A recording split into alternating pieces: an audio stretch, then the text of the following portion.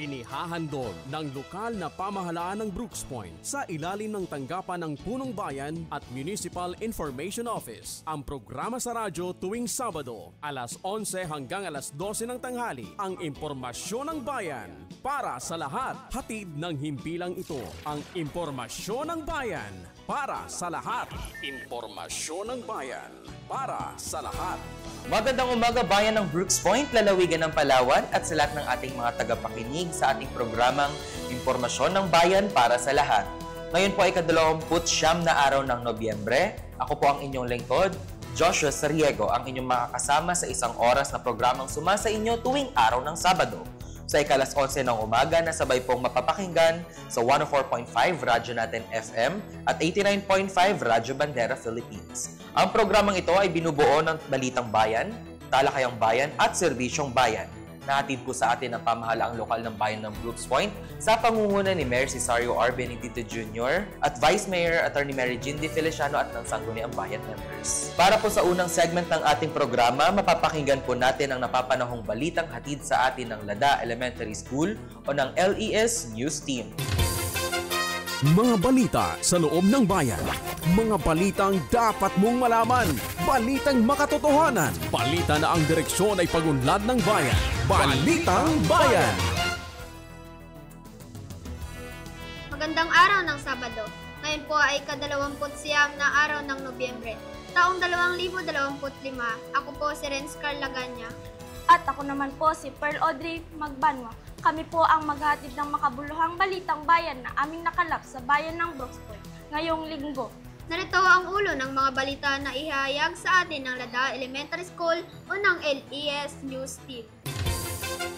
Mga balita sa loob ng bayan. Mga balitang dapat mong malaman. Balitang makatotohanan. Balita na ang direksyon ay pagunlad ng bayan. Balitang Bayan. Kauna-una ang Management Board meeting ng Spider-Man Alliance, sinagawa sa bayan ng Brooks Point. National Social Pension Payout, isasagawa sa bayan ng Brooks Point. Posibleng realignment ng pundo para sa kanseladong palarong panglalawigan, tampok sa local school board meeting. Pondo para sa susunod na taon, binigyan din sa Municipal Development Council meeting. Pagsasaayos ng ilang access roads at kanal sa bayan ng Brooks Point, sisimulan na. Paglulunsad ng samahan ng mga Bangkuka farmers, isinagawa sa barangay sa Mariñana.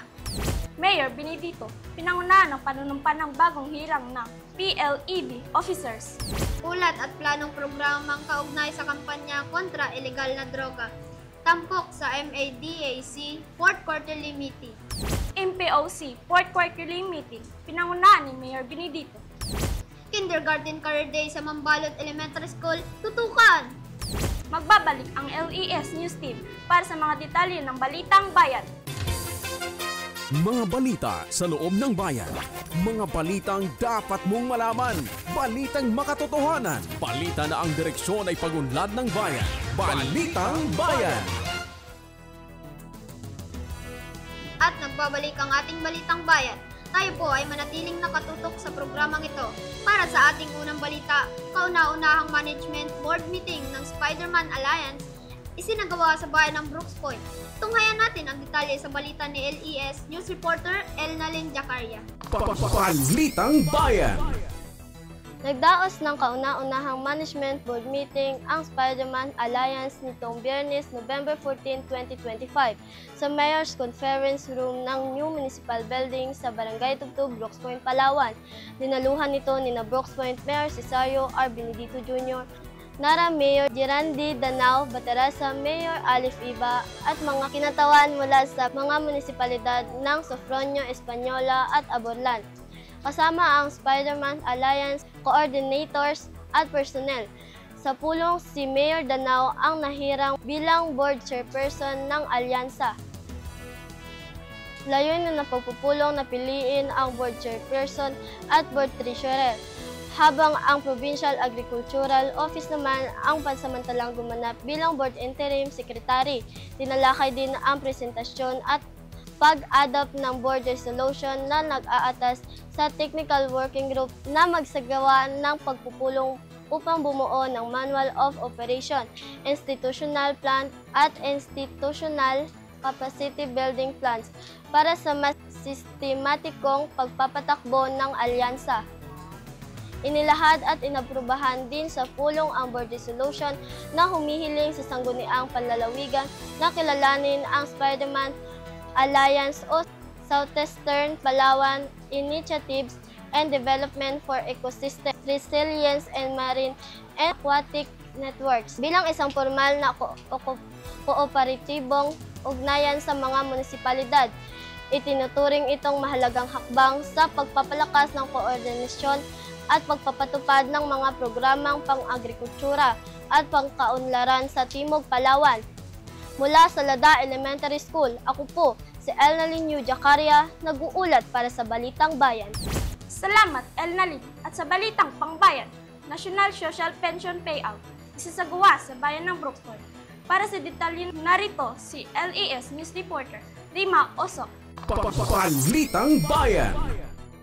Formal na binisita ng mga kinatawan mula sa Department of Social Welfare and Development or DSWD, SWDT, Palawan si Mayor Cesario R. Benedito Jr. sa kanyang tanggapan noong Miyerkules, November 12, 2025 sa Municipal Building Lobby, Barangay Tubtub, Brooks Point, Palawan. Layunin ng courtesy call na ito ang pakikipag-ugnayan sa pamalaang bayan ng Brooks Point, kaugnay ng National Social Pension Payout na isasagawa para sa 3,787 beneficiaryong senior citizen sa buong munisipyo. Kabilang sa mga dumalo sina Senior Citizen Focal Person o SWA, Designate Head Jezreel M. Rosie at iba pang NSCAO personnel na katuwang sa implementasyon ng programa. Ang nasabing aktibidad ay nagsisilbing pagpapakita ng suporta at pakikiisa ng DSWD sa lokal na pamahalaan sa pagpapatupad ng mga programang makatutulong sa kapakanan ng mga nakatatanda sa Brooks Point. Mula sa Lada Elementary School, ako po si Rema Usok, nag-uulat para sa Balitang Bayan. Maraming salamat sa iyo, Rema. Susunod, posibleng realignment ng pundo para sa kanseladong palarong panlalawigan tampok sa local school board meeting. Silipin natin ang buong detalye sa ulat ni LES News Reporter Dinrea Beret. Balitang Bayan. Isinagawa noong Huwebes, November 13, 2025 ang special meeting ng Local School Board or LSB ng Brooks Point sa conference room ng Municipal Building sa Barangay Tubtub, Brooks Point, Palawan. Pinangunahan ito ni Mayor Cesario R. Benedito Jr. kasama sina Municipal Administrator Edgar P. Lacandazo, Municipal Sports Coordinator Benedict Moranya, Municipal Accountant Officer Sinya Saya, Municipal Budget Officer Jimalo Soriano, Municipal Treasurer Ima Tabangay, PSDS South Dr. Paterno S. Marquez at iba pang miyembro ng konsiho. Tinalakay sa pagpupulang ang usapin hinggil sa pondo o budget na nakalaan para sa Palarong Panlalawigan 2025 na hindi na itinuloy. Layunin ng pagtitipon na mapag-usapan ng posibleng realignment o muling paggamit ng pondo upang ito ay makamit pa rin sa mga programang makikinabang ang mga kabataang mag-aaral ng bayan. Ang nasabing pagpupulong ay bahagi ng patuloy na pagsisikap ng local school board na matiyak ang maayos, tapat at kapaki-pakinabang na paggamit ng pondo para sa edukasyon sa Brooks Point. Mula sa Lada Elementary School, ako po si Dinrea Iberet, nag-uulat para sa Balitang Bayan. Salamat sa iyo, Dinrea. Pondo para sa susunod na taon, binigyan diin sa Municipal Development Council meeting. Alamin natin ang buong detalye kay LES News Reporter Jana Jacinto. Balitang Bayan. Nagawa noong Miyerkules, November 12, 2025 ang pagpupulong ng Municipal Development Council MDC ng Brooks Point sa conference room ng Municipal Building sa Barangay Tubtub, Brooks Point, Palawan. Tinalakay sa isinagawang pagpupulong ng Municipal Development Council MDC ng Brooks Point ang iba't ibang mahalagang usapin ukol sa pagpapaunlad ng bayan. Kabilang sa mga napagsunduan ang paglalaan ng 300 pesos para sa Municipal Tourism upin sa ilalim ng Supplemental Budget number 2025 at 2. Gayon din ang proposed executive budget para sa 2026 na nagkakahalaga ng 843.8 million pesos para sa General Fund at 33.4 million pesos para sa Municipal Economic Enterprise Development Office, MEEDO. Tinalakay din ang ilang resolusyon ng Municipal Disaster Risk Reduction and Management Council, MDRRMC, kabilang ang pagbibigay ng tulong pinansyal sa San Remigio, Cebu matapos ang lindol noong September 30 at ang paglalaan ng 550,000 pesos para sa operasyon ng mga emergency response teams. Bukod dito ay naprubahan din ang mga resolusyon para sa pagbili ng mini dump truck sa Barangay Uring-Uring at pagkakabit ng mga street lights sa Barangay Ipilat. Mula sa Lada Elementary School, ako po si Jana O. Jacinto, nag-uulat para sa Balitang Bayan. Maraming salamat, Jana. Samantala, pagsasayos ng ilang access road at kanal sa bayan ng Brooks Point, sisimulan na. Narito ang ulat ni LES News reporter Rima Usok. Balitang Bayan. Nagdaan ang pamahalang lokal ng Brooks Point, Palawan ng 3 kontrata sa pagitan ng RR Leonzo Construction para sa pagpapatayo ng box drainage canal sa Barangay Maasin at mga proyekto ng papaganda ng access road sa Barangay Amas at Pastor Aralal Street. Sinagawa ang formal na paglagdas sa kontrata noong November 12, 2025 sa New Municipal Building Lobby sa Barangay Tubtub, Brooks Point, Palawan. Pinangunahan ito ni Mayor Cesario R. Benedito Jr. kasama ang mga kinatawan ng RR Leonzo Construction, MPDO, ANP, Joey Piramide, Municipal Engineer Raul Quijano Jr. at Municipal Budget Officer Gemalo Soriano. Layunin ng mga nasasabing proyekto na mapabuti ang daloy ng tubig at transportasyon sa mga pangunahing lugar ng bayan. Ang proyekto ng box drainage canal sa Barangay Maasin ay may pondo 1,048,821.1, habang ang access road improvement sa Barangay Amas ay nagkakahalaga ng 2,856,478.81. Samantala, ang proyekto sa Pastor Aralal Street patungong relocation portion ay nagkakalaga ng 3,771,388.4. Pinahayag ng pamahalaang lokal na bahagi ito ng patuloy na inisyatibo ng Brooks Point na mapaunlad ang infrastruktura at mapabuti ang serbisyo sa mga residente. Inaasahang magsisimula agad ang construction matapos maisagawa ang mga kinakailangang dokumento at inspeksyon para sa implementasyon ng proyekto. Mula sa Laday Elementary School, ako po si Rema A. Usat, nag-uulat para sa Balitang Bayan. Salamat sa iyo, Rema.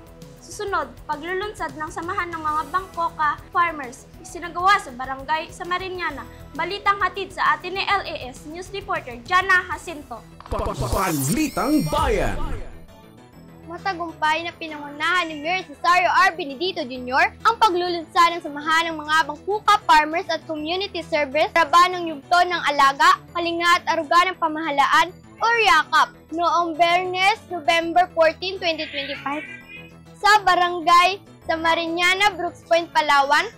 Ito ay dinaluhan ni na Governor Ami Alvarez, Vice Governor Luncio Ola, Board Member Ariston Alzaga, Konsehal Stalwart Joseph Benedito, Liga ng Barangay President Georgeline Joy Quiachon at Barangay Samariñana Chairman Marvin Monerio.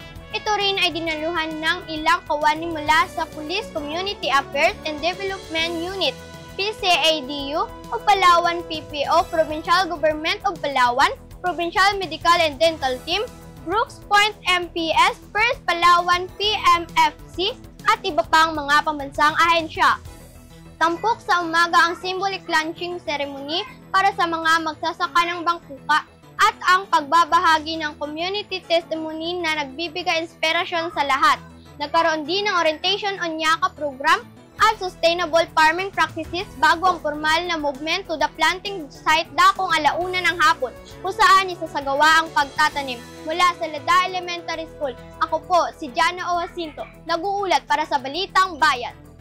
Maraming salamat sa iyo, Jana. Samantala, Mayor Benedito, pinangunahan ng panunumpa ng bagong hirang ng PLEB officers. Narito ang ulat sa atin ni LES News reporter Steffi Jade Ferrer. Balitang Bayan. Pinangunahan ni Mayor Cesario R. Benedito Jr. ang panunumpa ng bagong hinirang na miyembro ng People's Law Enforcement Board o PLEB sa ginanap na oath-taking ceremony nitong Huwebes, November 13, 2025 sa Mayor's Conference Room. New Municipal Building, Barangay Tubtob, Brooks Point, Palawan. Kabilang sa mga nanumpa si Consel Nathan Sam O.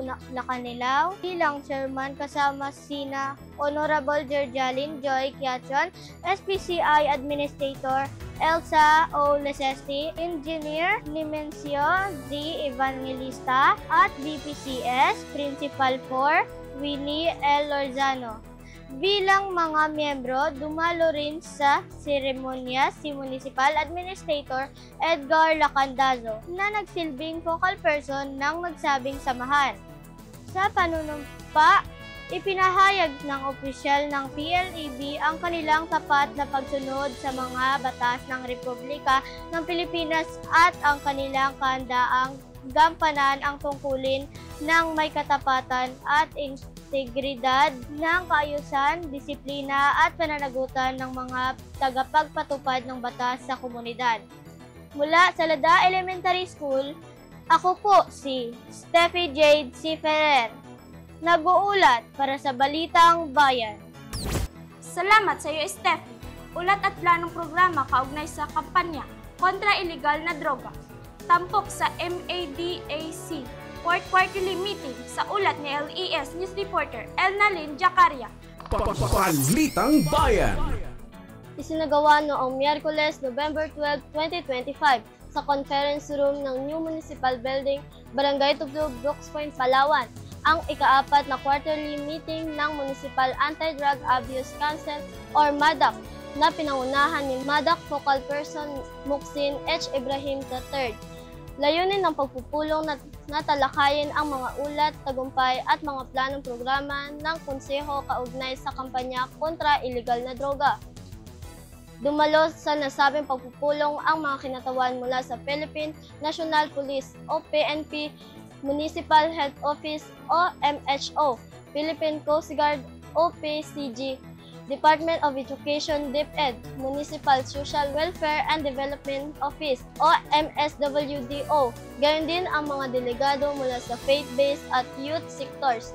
Binigyan din sa pagpupulong ang pagpapalakas ng koordinasyon sa pagitan ng mga ahensya para sa mas epektibong pagpapatupad ng mga programang pangkaayusan at pangkaligtasan. Kabilang sa mga tinalakay na agenda ang mga ulat at updates mula sa bawat kasaping ahensya, accomplishment report ng SICAP BADAC 3.0 training at pagpapatupad ng drug-free workplace program. Ipinresinta rin ang mga planong proyekto, programa at aktibidad para sa calendar year 2026. Gayon din ang schedule ng joint meeting MADAC at MPOC. Sa pagtatapos ng pagpupulong, isinagawa ang reorganisasyon ng Municipal Anti-Drugs Abuse Council at mga teknikal na working group nito upang higit pang mapabuti ang koordinasyon at implementasyon ng mga advokasyang pangkaayusan ng bayan. Mula sa Lada Elementary School, ako po si Elnalyn Jacaria, nag-uulat para sa Balitang Bayan. Maraming salamat, Elnalyn. Samantala, MPOC 4th Quarterly Meeting pinangunahan ni Mayor Benedito. Narito ang ulat ni LES News Reporter Denrea Beret. Balitang Bayan. Isinagawa ngayong Miyerkules, November 12, 2025 ang ika-4 na quarter meeting ng Municipal Peace and Order Council or MPOC ng Brooks Point sa conference room ng Municipal Building sa Barangay Tubtob. Pinangunahan ng pagpupulong ni Mayor Rosario R. Benedito Jr. at Vice Mayor Attorney Mary Jane D. Feliciano kasama sinaligan ng mga barangay Jerjalyn Joy Kiachon, AO5 IAS Head Designate Cecilia A. Castillar, Municipal Administrator Edgar P. Lacandazo, Mr. Muhsin Ibrahim III at mga kinatawan mula sa iba't ibang opisina at ahensya ng pamahalaan.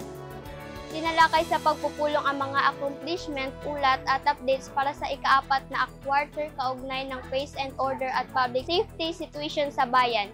Nagbahagi ng kani-kanilang ulat ng mga kinatawan mula sa mga Philippines Marines Corps, MBLT-11, Philippine National Police or PNP, Philippine Coast Guard, PNP Maritime, BGMP, DENR, DILG, DFP, DepEd, DAR, LTO at iba pang ahensya ng pamahalaan.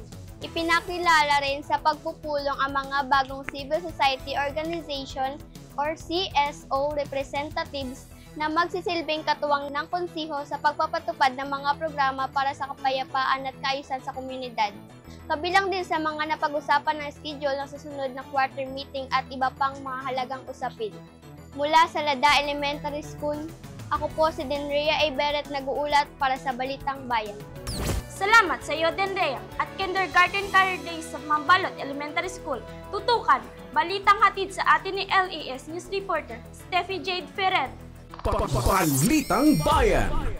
Ipinagdiwang noong Biyernes, Nobyembre 14, 2025, ang Kindergarten Career Day sa Mambalot Elementary School bilang isang makabuluhang aktibidad na layong ipakilala sa mga batang mag-aaral ang iba't ibang propesyon at hikayatin silang mangarap para sa kanilang kinabukasan. Dinaluhan ang programa ni Mayor Cesario R. Benedito Jr., Liga ng Barangay President Georgialyn Joy Quiachon, Konsehal Starwart Joseph Benedito, kasama ang mga guro, magulang at iba pang panauhin na sumuporta sa matagumpay na pagdiriwang. Layunin ng Career Day na bigyan ang inspirasyon ang mga kindergarten pupils sa pamamagitan ng pagpapakilala ng iba't ibang trabaho at responsibilidad sa komunidad. Sa murang edad, nabibigyan sila ng pagkakataong maunawaan ang kahalagahan ng bawat propesyon at mas maagang mahubog ang kanilang mga pangarap para sa hinaharap.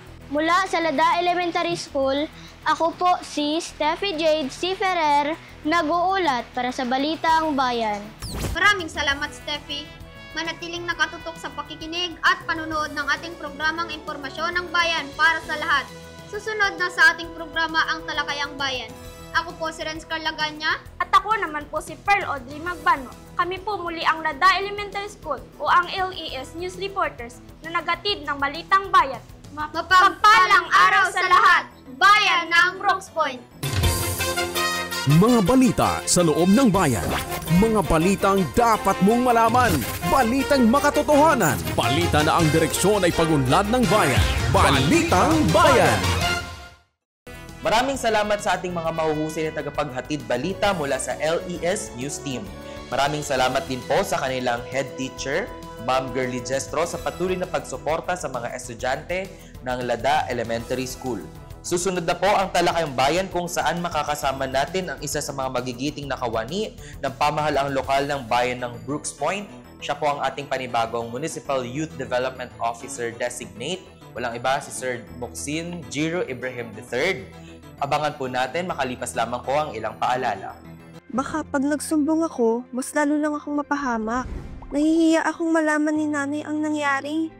Ano pang mukha ang ihaharap ko sa mga kaklase ko?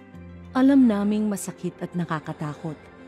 Pero gusto naming ipaalala sa iyo na hindi mo kasalanan na ang larawan o video na para lang sa iyo ay ipinakalat ng walang pahintulot ng taong inakala mong mapagkakatiwalaan. Hindi ka nag-iisa at may magagawa tayo. Kasama, kakampi, katuwang mo kami to take it down. Leak nudes, we can take it down. Sensitive videos, we can take it down. Photos na ginagamit para i-blackmail ka, we can take it down.